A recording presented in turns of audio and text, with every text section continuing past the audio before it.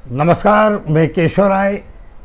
Mumbai Hindi lit fest के लिए आज हम एक सुप्रसिद्ध हस्ती जिनका नाम है विष्णु शर्मा, आप उनको अभिनेता के रूप में भी जानते हैं और सबसे बड़ी बात उनकी आवाज़, वो भी उनकी बहुत जानी जाती है और उनके सिखाए हुए कलाकारों की भी आवाज़ सभी से रूबरू है, परिचित है।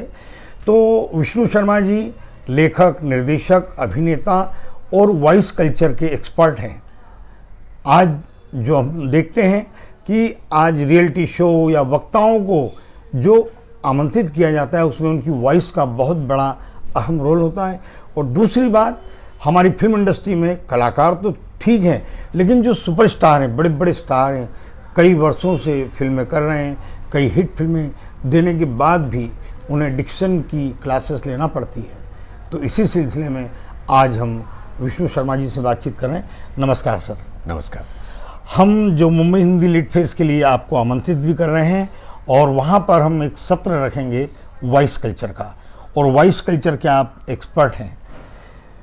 तो महाभारत से अगर हम शुरुआत करें, तो महाभारत में सभी कलाकारों का उच्चारण ठीक था, ब्रीदिंग एक्सरसाइज होती है, जो वॉइस मॉड्यूलेशन होता है, आरोह अवरोह होता है और एक्सेंट होता है। तो ये जो पांचों बिंदु पर ही काम किया जाता है या इसके अलावा भी कुछ वॉइस कल्चर में होता है? आप सचमुच में बहुत कुछ जानते हैं। जो आपने ये 5 पक्ष बताए जी, ये बड़े प्रबल पक्ष हैं इस विषय के, जी, जिसमें मैं लोगों तक पहुंचाता हूं अपनी बात और चाहता हूं कि लोग सही बोलें, अच्छा बोलें, मधुर बोलें, स्पष्ट बोलें। वो प्रयास किया गया महाभारत में। स्वर्गीय पंडित नरेंद्र शर्मा जी ने मुझे आदेश दिया था कि भाई कुछ कलाकार ऐसे हैं जिनका उच्चारण दोष है, तो वो आपको ठीक करना है। तो बड़े अच्छे लोग थे, B.R. चोपड़ा साहब, रवि चोपड़ा साहब। उन लोगों ने मुझे एक अलग से एक पूरा का पूरा एक स्थान दिया और कहा कि यहाँ बस आपका ही है ये। वहाँ मेरा ही स्टाफ था, मेरे ही लोग वहाँ पे काम करते थे और तकरीबन 8-10 घंटे डबिंग क्या उसमें से सब कुछ हो जाता था, सीखना भी हो जाता था, डबिंग भी हो जाती थी। और मैंने जितना सिखाया मेरी समझ में उससे ज़्यादा मैंने सीखा। क्या बात। अच्छा, इतने उसमें चरित्र थे महाभारत में और इतनी वैरायटी थी। हाँ, ये हालांकि कुछ लोगों का मैं कुछ नहीं बिगाड़ पाया, जैसे प्रवीण कुमार जी थे, दारा जी थे, जी, वो पंजाबी में ही हिंदी बोलते थे। हाँ, तो बदल नहीं सकता। तो एक 2 एपिसोड ऐसे थे जिनको कहा जाता कि वो पंजाबी एपिसोड थे महाभारत के। अच्छा। तो बड़े प्रसिद्ध थे कि वो हनुमान जी बैठे हुए पूंछ फैला के रास्ते में, और भीम आते हैं तो कहते हैं ओ पूंछ हटा। तो दारा जी कहते हैं मैं नहीं हटाता, तू हटा सकता है तो हटा ले। तो वो जोर लगाते हैं, नहीं उठती। तो कहते हैं अब मुझे अनुमान हुआ कि आप हनुमान हैं। अब इसका मैं कुछ नहीं कर सकता था। मैंने प्रयास किया लेकिन इससे अधिक और कुछ नहीं कर पाया कि हनुमान नहीं बोला उन्होंने, हनुमान बोला, और हटा वाले को थोड़ा झटका कम आ गया। जी, मैं इतना ही कर पाया था। जी, जी, तो अब ये अनवरत प्रक्रिया है, मैं आपको कुछ बता दूं जी, और उसके बाद ऐसा कुछ नहीं है कि कैप्सूल दिया और कल से आप ठीक बोलने लगेंगे। जी, जी, रियाज, जी, अभ्यास बहुत आवश्यक है और वो लोगों ने किया।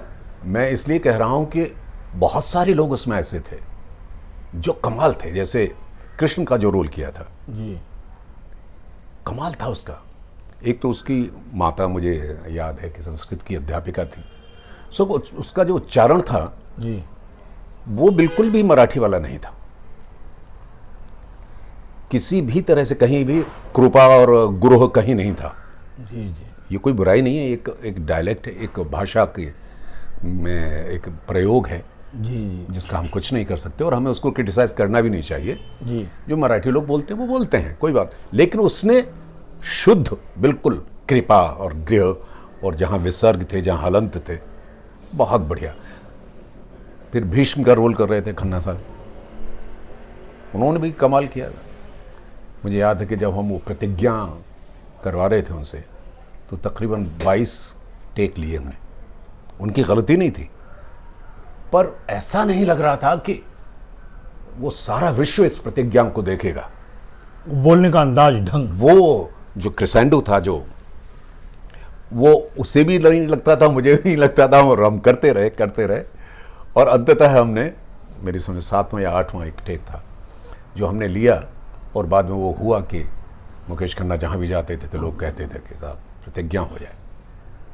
तो ठीक है कि मेरा अपना एक सहयोग था, मेरा अपना एक पक्ष था, लेकिन जो वहाँ पर मेरे साथ काम कर रहे थे, मैं उनकी निष्ठा को नहीं नकार सकता। द्रौपदी पूरी तरह से बंगाली थी। राजश्री से मेरे पास फ़ोन आया और उन्होंने, गुप्ता जी ने मुझसे पूछा, भाई इसकी डबिंग किससे कराई है, बिल्कुल इसकी आवाज़ लग रही है। मैंने कहा जी इसी की आवाज़। कहते ये तो हो ही नहीं सकता, ये तो पूरी तरह से बंगला में हिंदी बोलती थी। मैंने कहा नहीं, वो बहुत मेहनती लड़की है और उसने कमाल किया था। और उसने सिर्फ अपने जो डायलॉग्स थे वही नहीं बोले, बल्कि 2-3 गाने गाए महाभारत में ही, 2 या 3 मुझे याद नहीं है। तो ये डिपेंड करता है कि जिसको आप बता रहे हैं उसकी ग्राह्यता क्या है।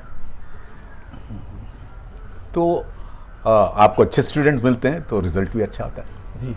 तो कैसे इसका अभ्यास, कैसे उनको, कलाकार को एहसास हो जाता था कि हमारा उच्चारण गलत है या इस शब्द को ऐसे बोला जाता है, वो आप थोड़ा। मुझे याद है अर्जुन को गायत्री मंत्र बोलना था, तो उसने कहा कि ये तो हो नहीं पाएगा मुझसे। मैंने कहा बिल्कुल तुमसे होगा और तुम ही करोगे।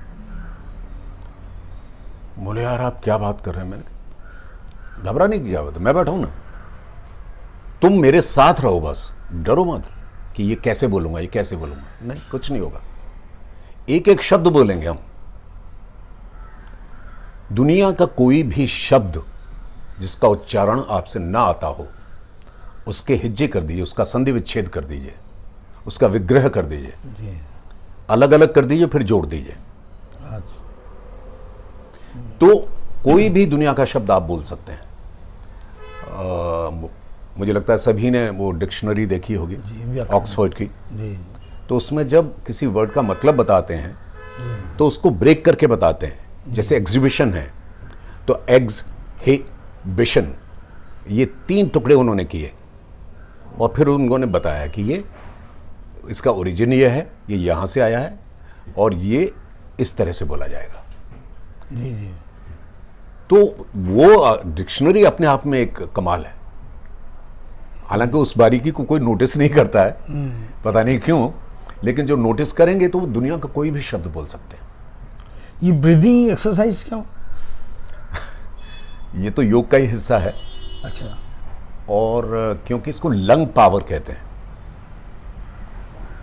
जैसे अगर आपने देखा है कुत्ते जो भौंकते हैं तो उनकी यहाँ की पसलियाँ बहुत तेज़ी से आगे पीछे होती हैं, चलती हैं, वो लंग्स हैं उनके। उस तो आपको भी मैं एक हमारे वॉइस कल्चर में एक एक्सरसाइज है जिसको डॉग्स ब्रीदिंग ही कहते हैं, और उसमें बाकायदा मैं उसी तरह से कराता हूँ जैसे डॉगी करता है, जीभ बाहर करके और पूरी तरह से हैवी सांस लेके। तो 2-3 चीज़ें होती हैं उसके तो एक तो ENT पूरा हो जाता है जी हाँ। आपकी आईज का, नाक का और थ्रोट का, सारी सफाई हो जाएगी उससे और आपके फेफड़े मजबूत हो जाएंगे। तो आपको पूरी तरह से ये है। तो अब ये जो है सारा का सारा आपके अंदर की जितनी भी चीज़ें हैं वो निकल जाती हैं, गंदगी जो इधर उधर की होती है वो सांस के बल से। जी जी। अभी मैं पढ़ रहा था कि जॉन अब्राहम कई फिल्मों के करने के बाद जब वो परमाणु फिल्म मिली उनको, तो उन्होंने ये वॉइस कोचिंग क्लास अटेंड की।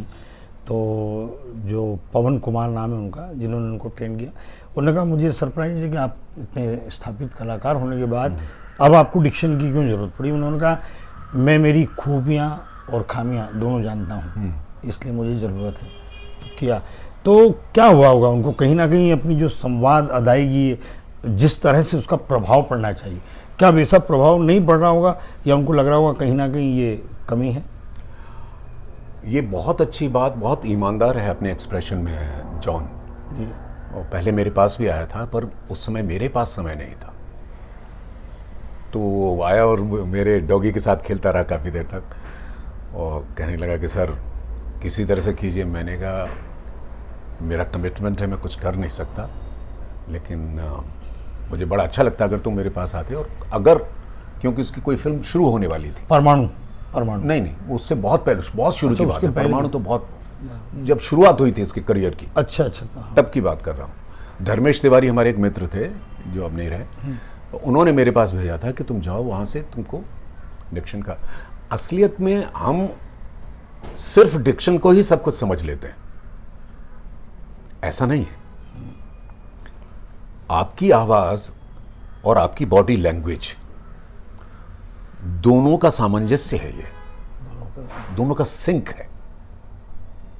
मैं डेविड लीन बहुत बड़े डायरेक्टर हैं, उन्होंने कहा था कि if you can deliver your dialogue properly 90% job is done,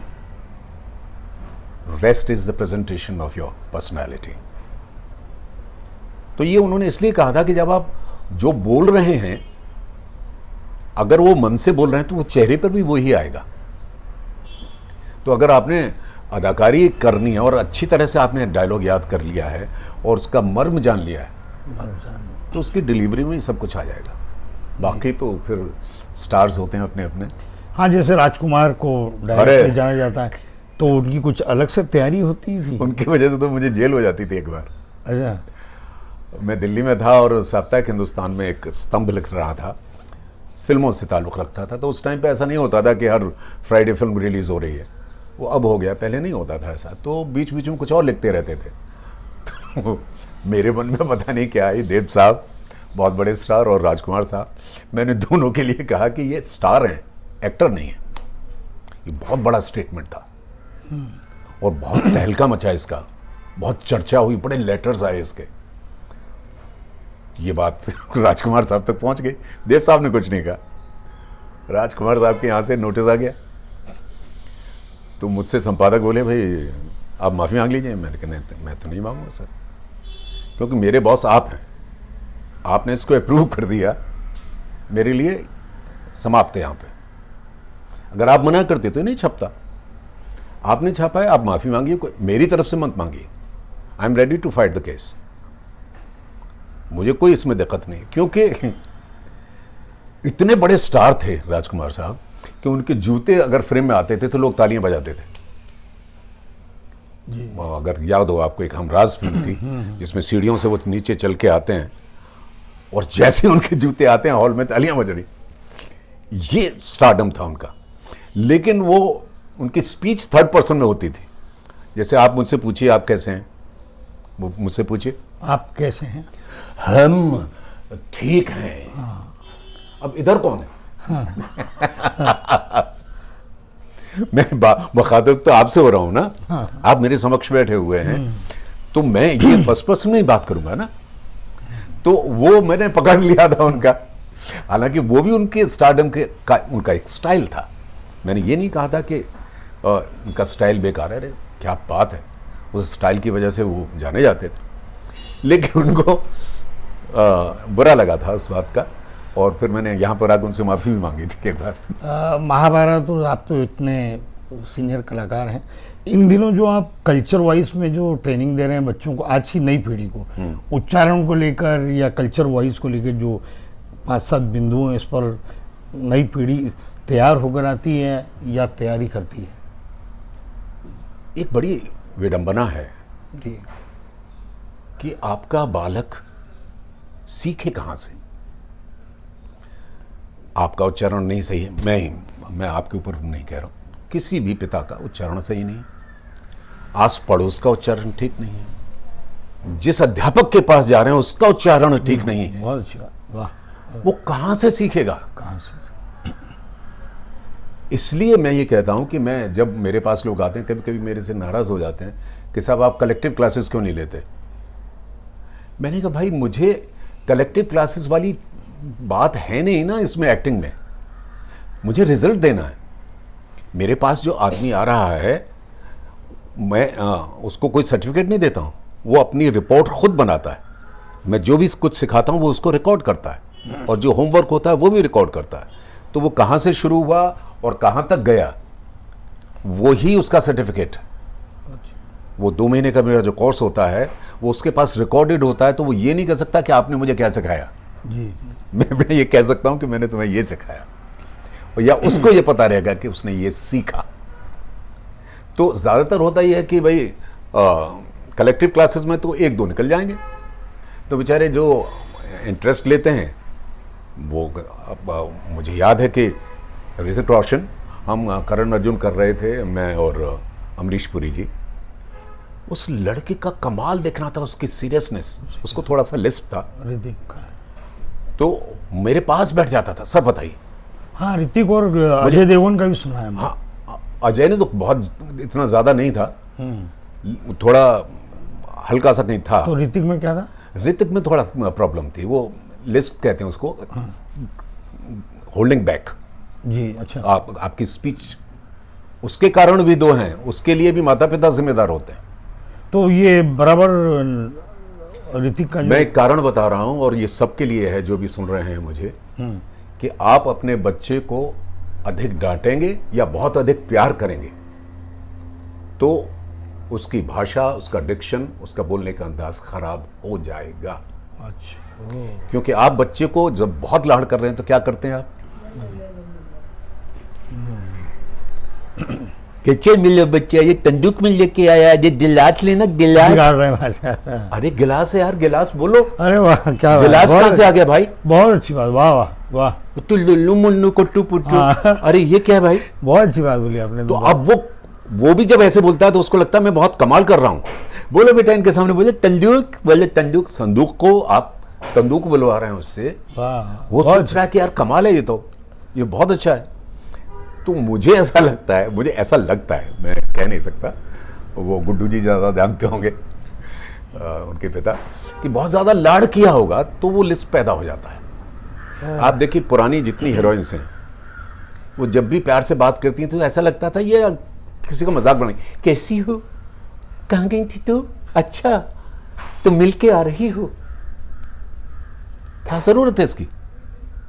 लेकिन उनको ये बताया गया कि अगर आप हीरोइन हैं तो आप हीरोइन कैसे नज़ाकत से बात करें। अभी नज़ाकत कहाँ से आई? ऋतिक को आपके बारे में जानकारी होगी ना कि आप वॉइस कल्चर। हाँ, अच्छा। हालांकि he has never been my student, regular student, लेकिन वो शूटिंग के दौरान मैं उसकी सीरियसनेस की बात कर रहा हूँ। वो इतना संजीदा था अपनी स्पीच के बारे में कि हम मेरे डायलॉग्स याद करता था, वो अमरीश जी के डायलॉग्स याद करता था, फिर सुनाता था। सुनिए, आई एम श्योर आज भी अगर कहेंगे तो मेरे डायलॉग सुना देगा वो मंदिर वाले, जो कभी मुझे सुनाता था। तो ये चाह जो है अंदर की कि मैं बेहतर बोलूँ, मैं अच्छा बोलूँ, और किस चीज़ को कैसे बोलना है। लोग शेर बोलते हैं, इतने बुरे शेर बोलते हैं। एक जिगर मुरादाबादी का बहुत अच्छा शेर था, और मतलब ये कहा था शाहिर ने कि मेरी जो नज़्म है ताजमहल पे, उस पर ये एक शेर भारी पड़ता है जिगर मुरादाबादी का। तो उसको कोई गलत बोले तो कैसे क्या करेंगे? वो शेर सही ये था कि जब मेरी आंख से टपकेगा वफा का आंसू, क्या बात, वाह वाह, बहुत अच्छी बात। जर्रे जर्रे को नया ताज बना जाएगा। क्या बात है सर, बहुत अच्छा। बहुत ये जिगर का शेर, वो जो साहब बहुत बाद में काफ़ी उनको काम मिलने लगा, मिलना चाहिए सबको, उन्होंने पूरा गलत बोला, जर्रे जर्रे बोला, जर्रे जर्रे को, और नया ताज बनाया। ताज नहीं है, ताज है, उसमें नुक्ता नहीं है। नुक्ता नहीं। हर जगह नुक्ता नहीं होता है। ये जानना, ये समझना ज़रूरी है जी। और ज़रूरी है तो आप उन लोगों को सुनिए जो अच्छी हिंदी या अच्छी हिंदुस्तानी बोलते हैं। जो हमारी फिल्मों की ज़बान है उसको हिंदुस्तानी ही कहा जाता है, उसमें सब मिक्स्ड है, हिंदी है, उर्दू है, कहीं कहीं पंजाबी भी है। तो मेरी समझ में जो भी ये करना चाहता है, और मैं कितनी बार लोगों से कह चुका हूँ कि कहीं भी इस तरह का कोई काम हो मुझे ज़रूर बुलाएं आप, मैं आऊँगा। मैंने थिएटर वालों के लिए फ्री किया हुआ, अनाउंस किया, कोई बुलाता ही नहीं। तो मुझे पैसे बुरे थोड़ी लगते हैं, मेरे पास जो आते हैं मैं उनसे बहुत अच्छे पैसे लेता हूँ, लेकिन थिएटर वालों के लिए मैंने फ्री इसलिए किया था कि उनसे इसका प्रसार होगा, पर नोबडी हैज अप्रोच्ड मी। ये एक तकलीफदेह चीज़ है। अच्छा, ये जो क्षेत्रीय भाषा के जो कलाकार आते हैं या नेता होते हैं, जो वो अपना जो टोन है ना वो उनसे खत्म नहीं होता। जो बिहारी हैं, अभी आपने पंजाबी बताया, तो उनमें भी उच्चारण का दोष होता है? बिल्कुल होता है, बिल्कुल होता है, लेकिन एक जो थोड़ा सा रंग जो होता है वो आप बोलेंगे तो मैं बोल दूंगा आप उत्तर प्रदेश के हैं जी। कोई थोड़ा हम कह रहे थे, अब सिर्फ कह रहे थे, उच्चारण दोष नहीं है, ये सही है। क और ह हम कहते हैं के, कह रहे थे, वो कह रहे हैं कह रहे थे, वो सही है, लेकिन उनका स्टाइल बोलने का ऐसा, कह रहे थे, जा रहे थे, पूरा बोल रहे हैं शब्द को। जैसे मराठी वाले लोग जो अंतिम अक्षर है उसको उठा देते हैं, जी जी। तो हमारे यहाँ वो पहले अक्षर को उठाते हैं, हाँ पहले अक्षर। वो उनके यहाँ लास्ट वाले को उठाते हैं। दार, कोई बात बोलेंगे तो दार मतलब दरवाजा, तो अगर दरवाजा भी हो दरवाजा, जा पे ज्यादा जोर आएगा, तो उनका एक बोलने का स्टाइल है। लेकिन जब आप प्रोफेशनली ये काम करते हैं तो ऐसे कितने लोग थे, नैना पलसीकर अगर आपको याद हो, बहुत बढ़िया हिंदुस्तानी बोलते थे, और भी दो चार लोग हैं, एक वो अभी जो साईं का रोल कर रहा है, नाम भूल गया मैं उसका, बहुत अच्छी तरह से जानता हूँ, उसका उच्चारण बड़ा अच्छा है, बहुत अच्छा साफ बोलता है। अच्छा, वेब सीरीज में भी ये सब बातें, वॉइस कल्चर देखा जा रहा है कि नहीं देखा जा रहा? क्योंकि वेब सीरीज में क्षेत्रीय कहानियाँ आ रही हैं, कलाकार आ रहे हैं, तो ये यहाँ पर इस बात को कितना महत्व दिया जाता है? देखिए, ये जो अपने अपने प्रदेश का, अपने अपने जगह का जो रंग है वो आए तो उसमें कोई बुराई नहीं है, क्योंकि आप उस चरित्र को उस तरह से प्रस्तुत कर रहे हैं। तो अगर बिहारी बोल रहा है तो उसको बोलने दीजिए। जैसे मुझसे जब मैं झा साहब के साथ जब काम कर रहा था, तो उन्होंने मुझसे कहा कि भाई तुम मिनिस्टर हो, पढ़े लिखे हो, तो वो करने कह रहे थे, ये करने की जरूरत नहीं है।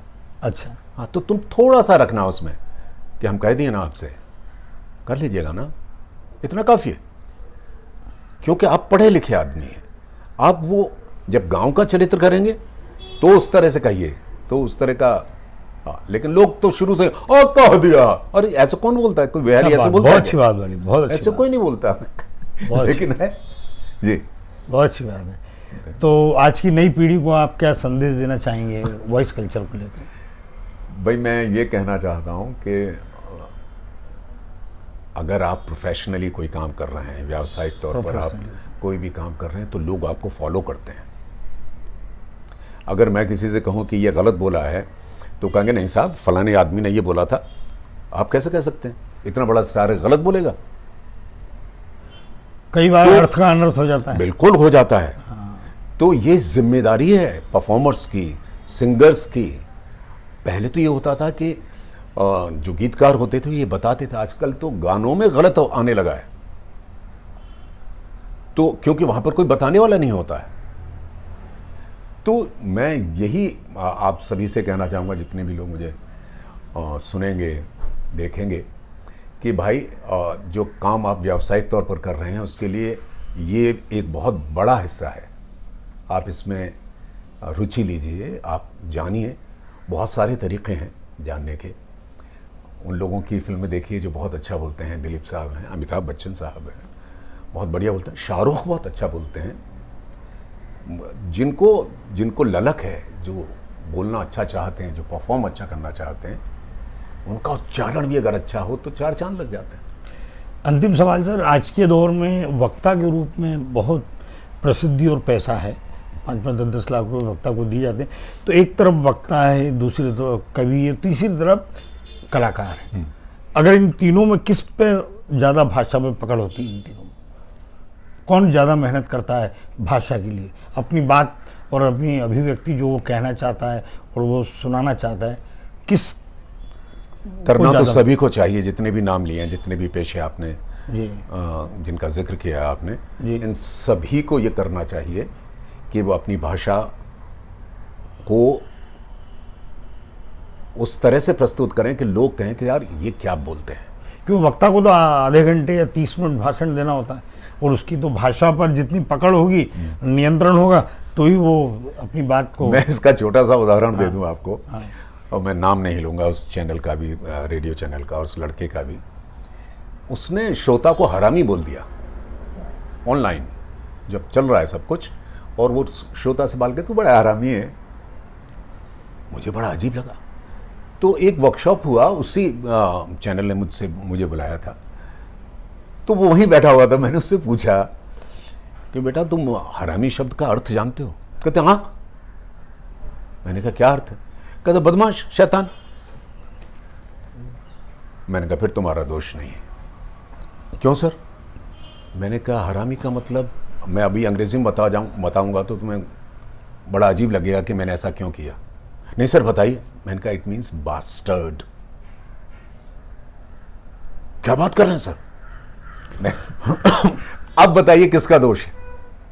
यहां आम फहम जो लोग बोलते हैं मुंबई में और हमारे आसपास के, और वो एक डायलेक्ट है आइला गैला वाला, तो उसमें वो अरे हरामी क्या कर रहा है, इट्स टेकन सो लाइटली कि आप ये सोचते नहीं कि हरामी शब्द का अर्थ बास्टर्ड भी हो सकता है।